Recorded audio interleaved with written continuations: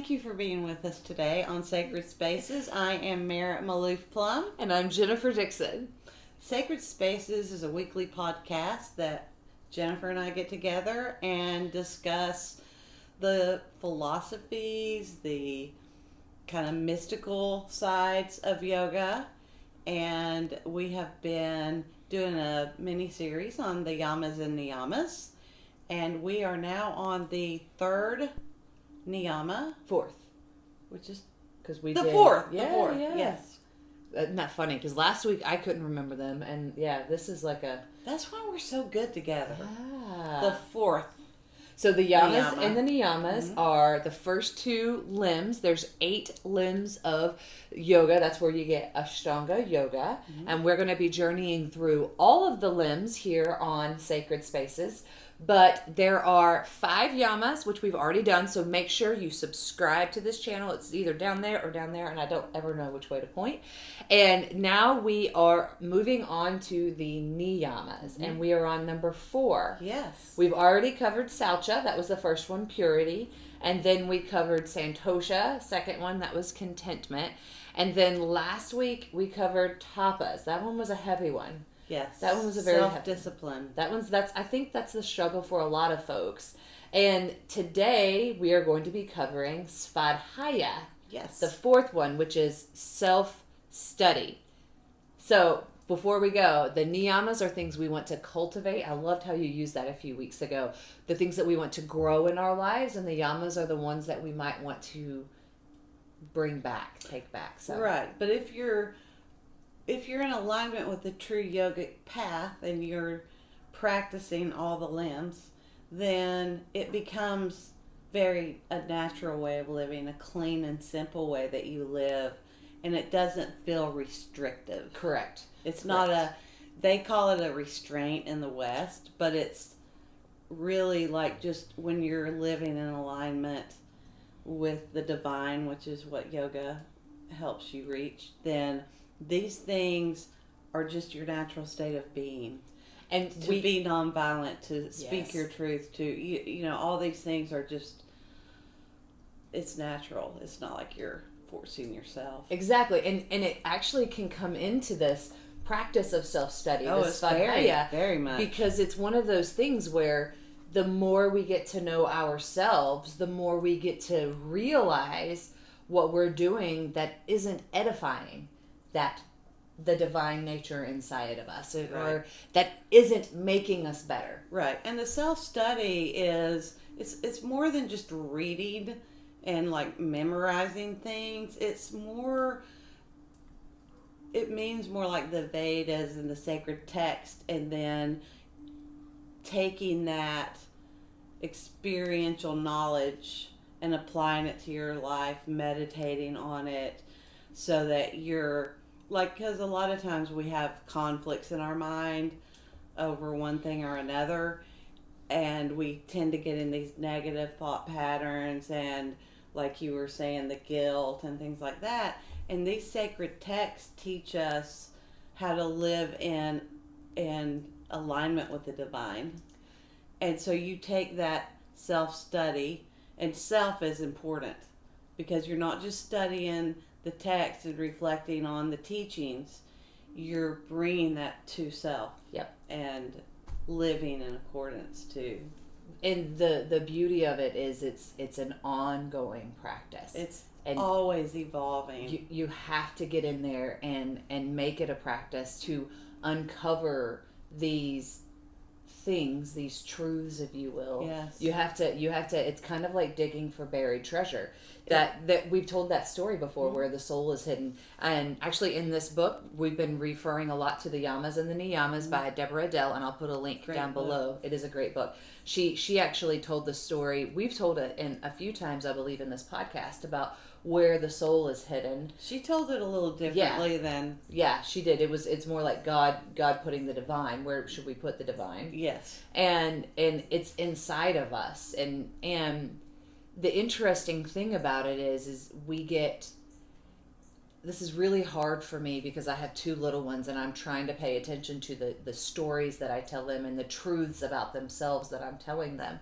Because the way that we're brought up, it's going to impact and color their entire life going forward for good or bad. And that's where some of those mind clashes I'm talking about come from, is as we read our scripture, we read our text, is kind of that thing in your mind of what you grew to believe. Exactly. Versus what you evolve. Like, this is gonna be very different at 20 than it is at 50 and it is at 70. It's gonna be very different. Yeah, no, and the interesting thing that I found while reading this was she gave an example of being at a retreat and somebody took her shoes. And she was very upset that somebody was using her shoes, and she had to stop and think for a second. Why was she upset? She didn't care if somebody was using her shoes. She had this belief that she should have been asked. And she had to calm that part of herself down. Like, it's not that big of a deal. It's not that big of a deal. And how many other times have I done that? Just zip up the jacket. Yeah, I know. We talked about that last week. Exactly. Last week we talked about, I got really frustrated because my son wanted to do something, and I was like, I need to do this. And what part of this box, I'm uncovering it. That was a perfect example of this Svadhaya, this self-study. Like, I'm uncovering why it frustrates me so much to not be able to do exactly what I want to do right when I want to do it. And that's a control thing. It's 100%, and we can't control everything, although sometimes I may try to. Interestingly enough. Yeah. Well, but the point that you made last week that I think is relevant even with this one was that you were able to reach that on the mat. You were able to just kind of come to this place of full awareness, but you left it there. I left it at the mat instead of taking it with me into the real world. Yeah, so it's really interesting, the areas when I was thinking about, but yeah, because I spend a lot of time in study. Even like if I'm doing a medicine grid for someone, something will come up that I'll have to go and explore so that I can interpret why that energy's come in. And so I'm constantly. But then when I reach a point where, and I line up with it, like, it just something that would have driven me crazy before, I'm like, staying here. That's when I really feel the magic of, that's so yeah, because there will be things I can talk about and I can preach for years and years that this is the way it is and we need to reach this level. But sometimes you're studying it, you're reading it, but you're not reaching it. Yep. And when you really get there on your mat and in your life, it's so powerful. No, I totally agree. That goes back to, we even talked about it last week, which is part of why these studies are so awesome. They build on each other. It's the difference between knowing something and then truly knowing it, integrating it into the self. And the part of yoga that I love, that union, is it's bringing together all of this. So not just the physical body, so the yoga practice, the asanas, that helps to bring about wellness for the body, but it's connecting you to these things that are deeper, to the breath, which is our life, right, to the divine, to that which is deeper into us, and that's your daily yoga practice, those tapas, that helps you to explore things. But then diving into podcasts and blogs like this, that helps you to learn a little bit more, and then continuously seeking, I think, instead of just being okay. Well, and I mean, I even struggle with the word seeking. I mean, because it seems like the years that I was a seeker, I was just trying to like read everything and get all of this knowledge and wisdom. I was doing a lot of trainings. And then one day somebody said to me, hey, I'm a seeker too. And I was like, what? I'm not a seeker. I'm just evolving. And this information now that I've let go of the trying and the, I have to learn about this, I have to know this, I have to know this, to just moving like a living prayer of what I've learned most of which I never read in a book. Hmm. But if I hadn't read the books, I wouldn't have gotten there. Does that make sense? It does. I appreciate that. You kind of, at some point, let go of the learning and move into a knowing. And we're all just evolving. But I want to, I guess, caveat that with how beautiful the seeking of the knowledge is. Like, yeah, you can get a lot of things intuitively in life, but I have loved reading about the young. Oh, I have too. I They're loved reading principles about. I've studied for years. I've studied the sutras. I love Patanjali, and it's fun. It's fun, right? So there's benefit to the seeking, but it's not just seeking for the sake of seeking. It's seeking for the sake of integration. But where Svadhaya really comes in is when the seeking disperses and the knowledge moves through you and changes you. And yes, brings you back to your original nature. Yeah. It brings you back to the self, the divine self. So all that's already there. Like, we don't have to seek it. We don't, we have to open the book. We have to get to the mat. Yes, certainly. But all these things this is talking about, you see them in all spiritual texts. Mm-hmm. They are just what we are. And when we're in alignment, these guidelines, we're just a living prayer of them all. Huh. So, a living embodiment of embodiment, yes. And learning how to embody that. Yes. And come back to the self and not see through, how Deborah put it, the boxes, the little shells of things, of our perception, our own realities, our own truths. Yes, and the labels and identities that we are given or we create ourselves. Mm-hmm. We're born, we're a daughter, we're a sister, we're a this, we're a that, and then we grow up and go to college, and then we're this. But there's a place where none of that exists, because if you are what you do, then when you're not doing it, what are you? True. Interestingly, something happened last night in the Ashtanga class. I teach on Tuesday nights, and I was demonstrating a posture called Tiriyan Mukha Ekapada, Paschimottanasana. That's a big mouthful. Say it 5 times, especially with a few beers. Basically, you're kind of sitting with one leg bent behind you, and then the other leg straight out ahead of you. And I was demonstrating it, and one of the students was like, "Oh, you're sitting on your foot." I was like, "No, you're not sitting on your foot. Your heel is beside your bottom, but my butt's so big, my bottom just overflows into the heel, onto my foot." Right? I made a joke about it. I didn't think anything of it. Like, I was just whatever. That's just the truth that I've told myself for 40 years or whatever. And we have a super sweet mutual friend and student. Elizabeth texted me this morning and said, "You said something last night." And I was like, "Uh-oh." I was like, "Crap, what did I say? What did I say?" We keep each other accountable. We totally do. And that's what a great support network is good for.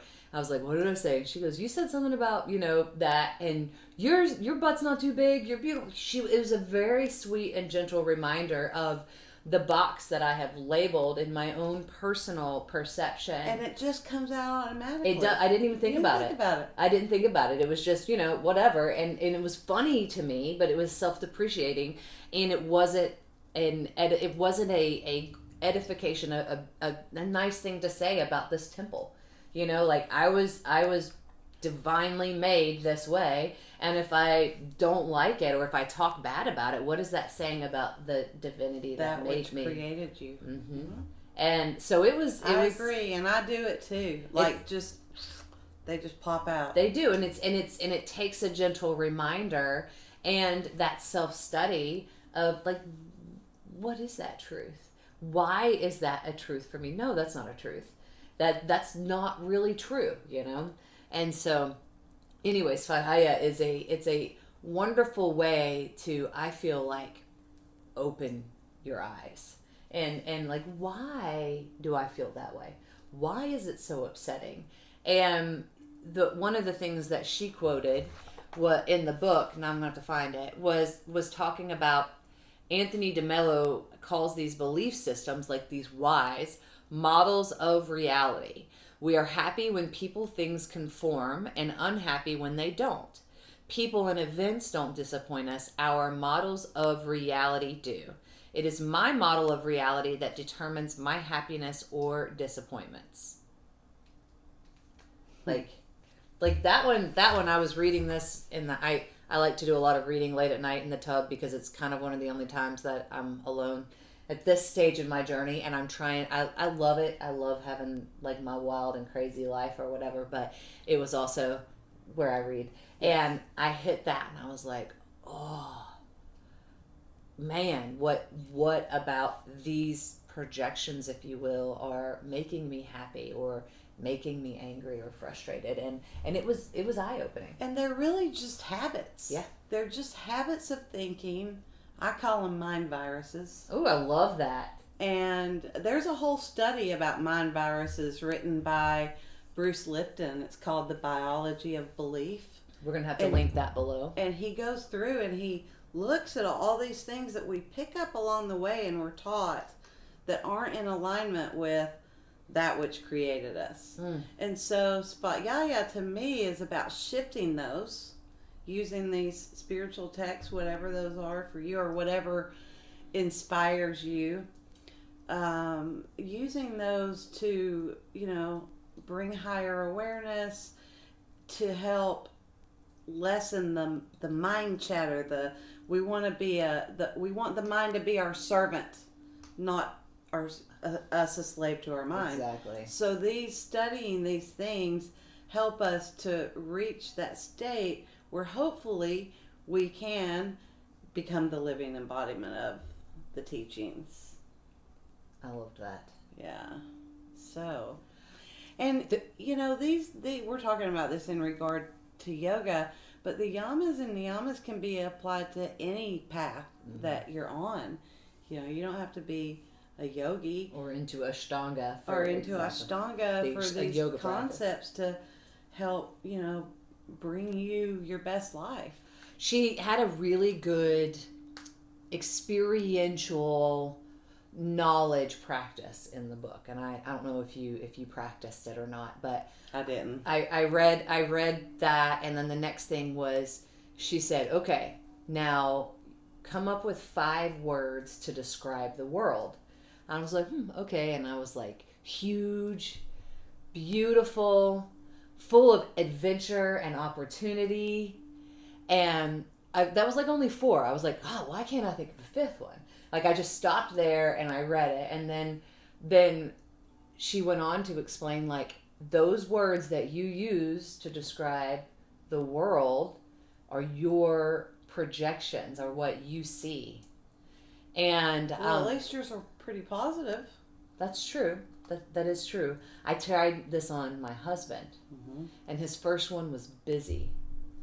And because we are busy, we have 2 kids, we have a lot of irons in the fire. And then I looked at him and I was like, really, that's the first word that comes to mind about this whole great world of ours? And he stopped and he's like, yeah, I guess I could kind of see why. I think he said busy and stressful or something like that. And he's like, I guess I could see why that would be negative. And I told him what mine were, and he was like, I told him the point of it, and we both kind of stopped for a second, and hopefully he thought for a minute, and it made me think too. I'm like, oh, I'm glad I wasn't, maybe on a different day I would have had a different thought. Sure. Right. And that's why the self-study is so important, is to get you through those times too. True. And having one of the things that I love, I come from a Christian perspective, is having one of the things that we practice, and I try to remember with my husband, is we call it the Ebenezer Stone, where you write down all the times that something terrible could have happened, and yet miraculously we came out unscathed, Yes.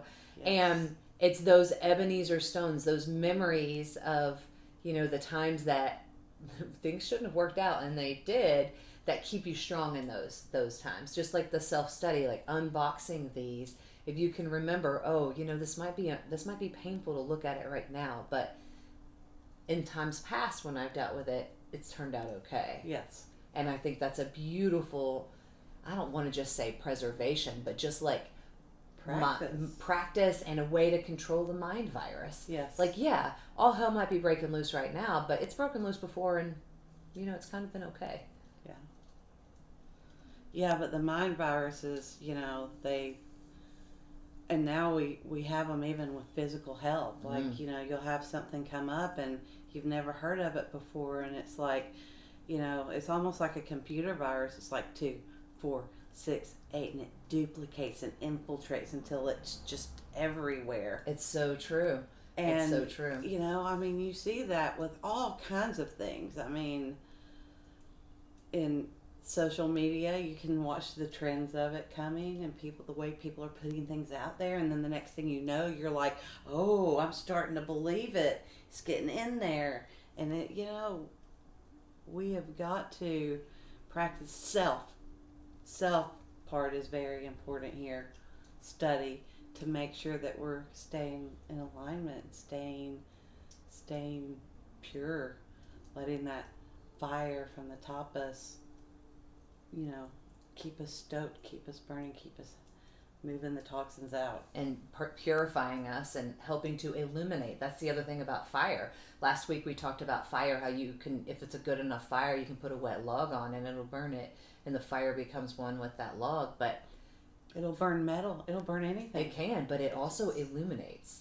It also, that fire, those tapas that we build, it helps to bring these things to life if we continue to practice that self-discipline to help study. And that's a beautiful thing about fire. There's a lot of beautiful things about fire. Oh, yeah. And it's also a beautiful thing about Svadhaya. So what do you guys think about self-study? What are ways that you are incorporating this philosophy, this idea into your personal life, your personal practice, and how have you seen it grow and change you both on the mat and off the mat? We'd love to hear your thoughts here.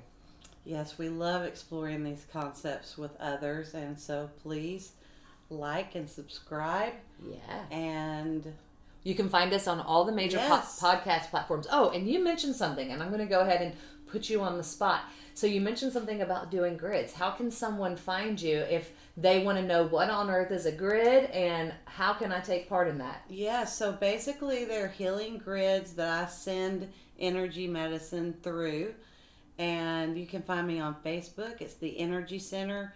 Also on Instagram or at my website, which is www.theenergycntr.com. And you can usually find me hanging out on Thrive Yoga and Wellness's page. If you scroll down, you're going to see me on there too.